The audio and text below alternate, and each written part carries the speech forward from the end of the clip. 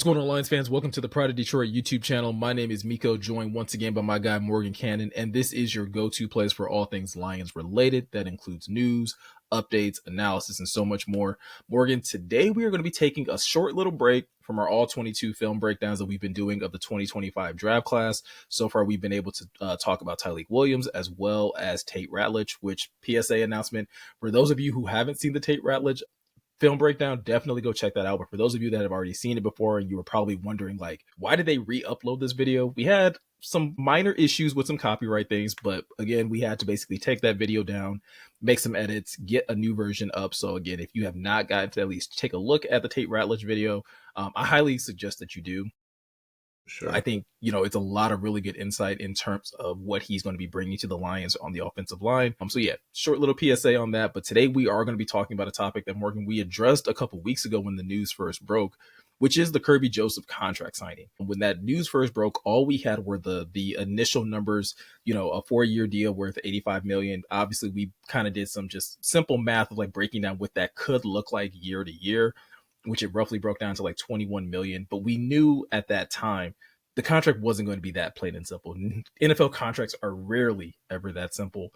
And now that the details have officially come out, we know what his initial signing bonus is. We know what he's guaranteed. And that's kind of what we want to get into today. And I think this is a really good opportunity to not just show people, hey, this is what Kirby's making, but trying to kind of also educate them on how NFL contracts can be structured so that you can continue to keep your team in contention for the future, right? Yeah, and this is kind of what we've been talking about here, like lately, like you and me, like that everyone's freaking out, like, are they going to be able to keep this and that? I think for the most part, they're going to be able to keep who they want. And we're going to get into the how and the why. But big shout out to Jeremy Reisman, producer, head dude over there at POD. Mm-hmm. Y'all know who I'm talking about. He wrote a really good article about this. It's some of my favorite stuff we do because it gets into the nuance. And for those of you who are trying to learn a little bit more, like, what do you mean? Like, it's not 21 million a year? Because you would think, right? But these NFL contracts are getting very, very nuanced now. Teams do some crazy cap gymnastics, and that's some of what the Lions did right here. But also kicking the can down the road, which is fine because we've talked about that CBA a zillion times now that rolls around in 2030.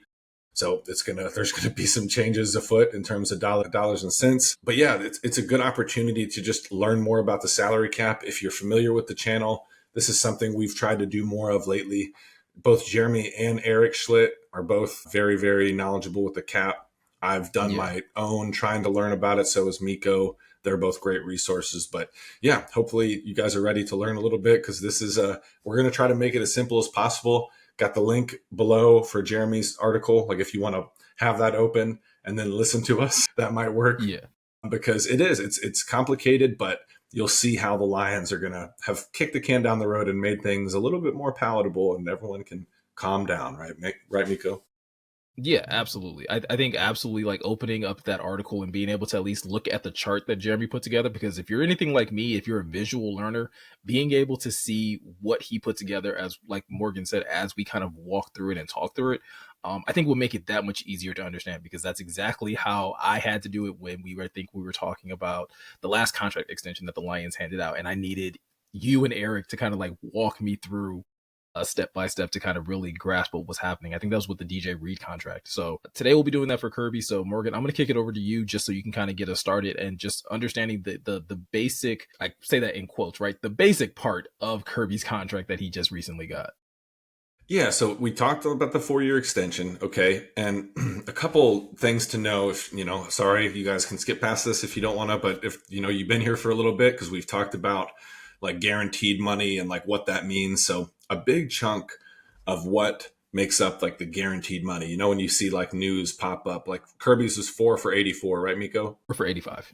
85, there you go. So boom, like it's easy to do the simple, like 85 divided by 4. Like, that's a simple way of doing it. And it still can be useful in some instances. But for Kirby, it's a 4-year extension, but the Lions were able to keep his, year-to-year cap hit. And what we say with cap hit, that's what counts against the salary cap for that given year. So if you wondered what they mean by that is, what they mean by that, that's what it is. Different than like a base salary. So for Kirby, a lot of his like big money is baked into option bonuses. And to make things simple, option bonuses are those, when you hear teams talk about if Kirby Joseph is still on the Lions by like the third day of the new league year, then his salary becomes fully guaranteed. That's what those are. So the Lions have option bonuses baked into each year of Kirby's extension. And then they also have voided years. So for voided years, if you guys just want to make things simple in your head, just make believe years that you can do a max of 5 of. It has to match the years of the extension. So in this case, the Lions they went with voided years, 4 of them to match the extension that start in 2030. Hopefully, am I good right now, Miko? Like, are you following along? You're Okay. good. Cool. I know it's crazy. You guys are probably like, if you're new to the channel, we get into the weeds a little bit. And if you have, feedback or whatever, feel free to shoot a comment. We got thick skin. Be like, hey, if you explain it this way, maybe it'd be a little easier, because I need things explained to me simply.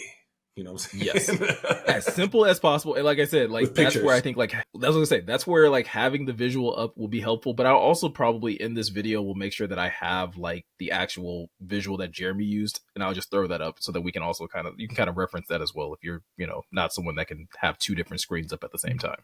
Beautiful. Okay. See, we're making it over here. This is great. This is the content I love doing because it's teaching people something. Like, I wish there was, man, if I was a 14-year-old, like in 2004, I'm old.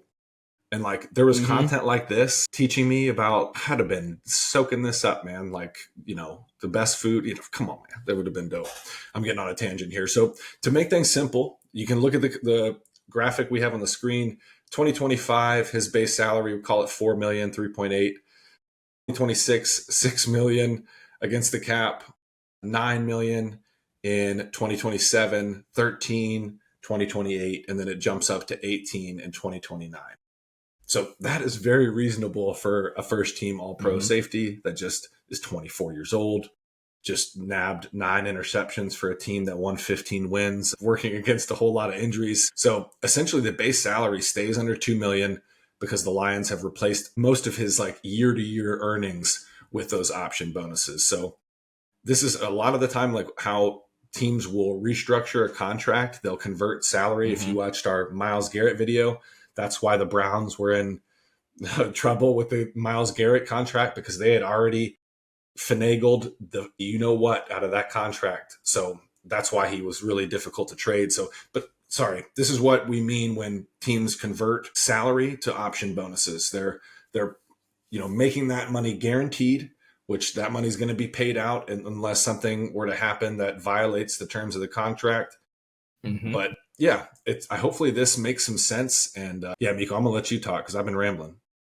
No, man, you're good. And I think, like I said, I think that explanation is really beneficial. So again, understanding why the Lions are able to make an offer like this and still be hopeful that they'll be able to retain, an Aiden Hutchinson or a Jamison Williams, 2 players that they just picked up, both of their 5th-year options for. And it gives you, a little bit of a wiggle room when it comes down to signing all of these other players that the Lions have to worry about as they get closer down the line. Because I think you look, Morgan, at what the Lions were doing when we looked at, Amon-Ra and Panay's contracts last year. One of the things that I thought was really interesting with those contracts was like they had fairly big signing bonuses up front.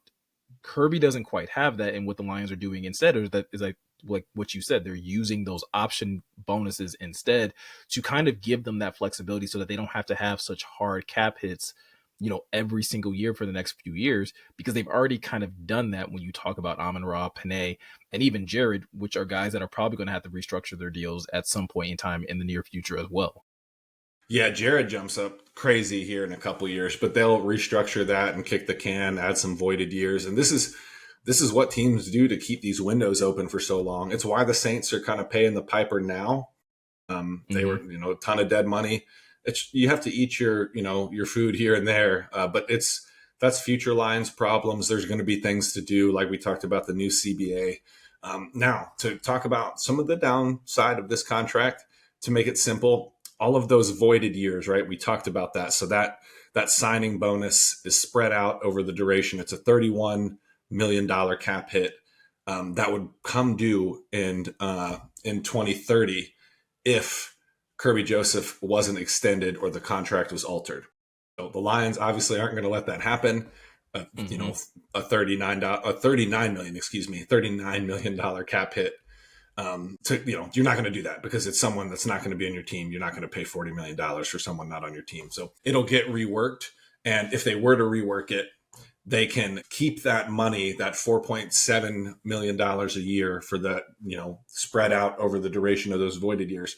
They can leave that money in the new extension. So they can keep that money where it is and bake the new extension into that voided money, that money that he's guaranteed for that year. So that's a benefit. And it's kicking the can. But like you said it perfectly, Miko, they got so many guys. They want to keep their guys. We've seen that now. Okay. Well, Right. and Go I ahead. also wonder, and again, maybe this isn't a question we necessarily have the answer to, but it is something that came to mind. Is like when you look at what the Lions are going to try to do, because obviously they're going to try to keep their own guys. Does this type of contract give them some flexibility where, like, hey, if they're not able to retain a player here or there, does that give them some sort of flexibility to maybe, pull some of that voided money forward to give Kirby a bigger payday? If let's say he has another really good year where he's, leading the league in interceptions again, he has another all pro and he's like, hey, I deserve more money. Can they necessarily pull some of that voided money up into one of these other years where he's not making a ton? Like, can they accelerate some of his, Yeah. yeah, they could convert some future, like if they wanted to convert future base salaries into a signing bonus, they could do that. Like I'm 99% sure because that's what, that's if Kirby were like, hey, I want a little cash infusion, I just went crazy again and we won a Super Bowl, that's for sure something he could do. But he probably sit pretty because he knows he's got that 40 mil coming to him one way or another. And then if he keeps balling, shoot, they'll extend him and let him play into his early 30s here and just hopefully be a lifelong Lion, man. I love Kerby Joseph, man. I love that. I love that dude. I'm glad you said that because, like I said, when you look at it up front, when you start looking at the cap hit in 2025, 2026, and 2027, and you look at the totality of this contract, it very much feels like Kirby's betting on himself. That like he's not just going to be this good for the length of this contract, but that he'll be this good beyond this contract. Because, like you've pointed out to me, once we get to like maybe 2028, maybe 2029, like the Lions are going to be trying to look to restructure this deal to get some of that voided year money spread out even more evenly. Yeah, they could extend him like 3, 4 years and then tack some voided years onto the end of that. Like this is where it gets like really convoluted. And you make a good point, Miko. He's definitely because the cap hits are roughly, what he's taking home.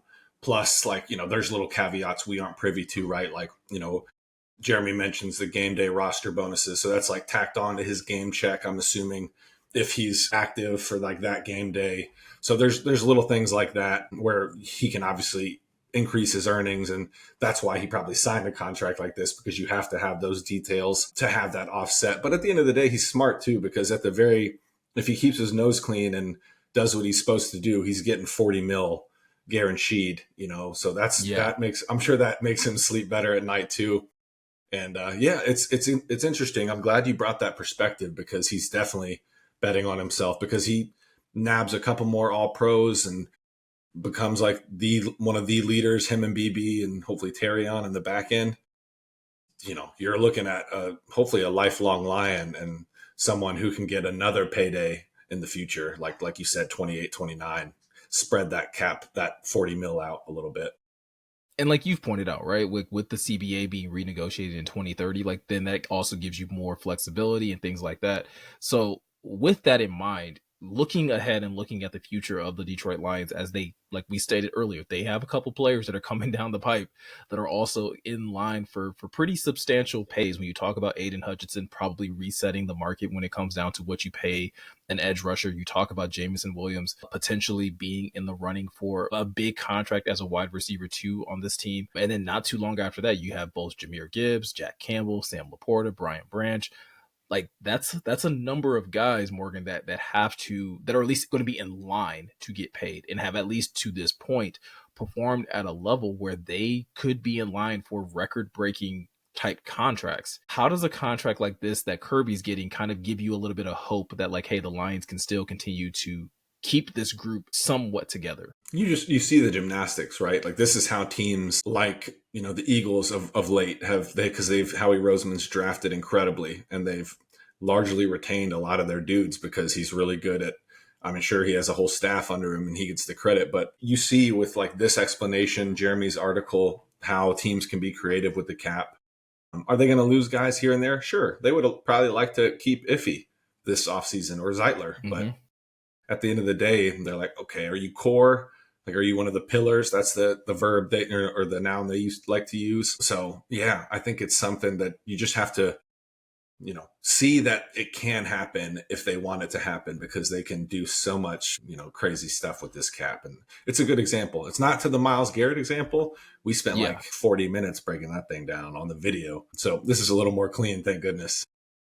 And I think another thing that's going to make it easy for the Lions to continue to like have easier negotiations with some of their players when it comes down to hopefully locking them up long term is that you just got to keep winning. If you're able to constantly be in contention, if you're constantly going to the playoffs, if you're, again, get to a Super Bowl or even, again, get to the conference championship games consistently, players are willing to maybe take more deals like this. Maybe players are more willing to bet on themselves that, like, you know what, like, hey, if I stay with this organization, they'll pay me down the line. But in the meantime, we're going to keep building this and eventually get to a point where I can win a championship. I think those are the types of things where outside of just doing the salary cap gymnastics, you have to have a winning culture. It's so much harder to convince guys to like wait for a big payday when you're not, consistently winning year to year. And I think that's something that's a big change when you have Dan Campbell and Brad Holmes and Mike Disner on the front lines of getting a lot of these things done. That's actually an excellent point, and I'm glad you made it, because 100% it's easier to take these kind of deals like, hey, I'm going to get paid, but it's going to, the big money's going to come here in 4 years. But Kirby's like, okay, I love Detroit. We win a lot. The coaches are good. The culture is good. So that's a great point, because the more that happens, the more you're able to do things like this, because people know, like, yeah, I'm going to get paid still. Like, money is the most important thing. Don't, never get that twisted for sure. But, like, we know that, but I'm sure most of y'all know that too. But yeah, it definitely doesn't hurt, right? Like being able to be like, hey, life is good here, like Future said, you know what I'm saying? Well, I was going to say, especially when you have a bunch of young guys too, right? Like a lot of these guys have that feeling of like, oh, I still got a few years. I have a few more contracts that I can get under my belt before I really have to worry about cashing out. And hey, that's like you said, much like for the Lions, that's a future problem. For some of these players, that's how they may look at it. Like, hey, that's a problem for down the line of when I get that money. And like you said, when it's guaranteed, like, well, I'm gonna get it one way or another, whether I'm on the roster or not. Like, I'm gonna get that check.